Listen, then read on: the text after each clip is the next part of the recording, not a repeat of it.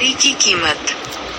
दिन भर की कड़ी धूप में रिक्शा चलाने के बाद गरीब रामू के हाथ सिर्फ 50 रुपए लगे थे। घर में उसकी छोटी बेटी तेज बुखार से तप रही थी और दवा के लिए पैसे नहीं थे। तभी उसकी नजर रिक्शे की पिछली सीट पर छूटे एक भारी सूटकेस पर पड़ी। उसे खोलते ही रामू की आंखें फटी रह गईं। उसमें लाखों रुपए और गहने थे।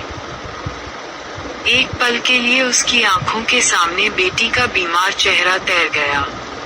इन पैसों से उसकी हर तकलीफ दूर हो सकती थी, लेकिन अगले ही पल उसके ज़मीर ने आवाज दी। उसने सूटकेस बंद किया और सीधे पुलिस स्टेशन की तरफ रिक्शा दौड़ा दिया।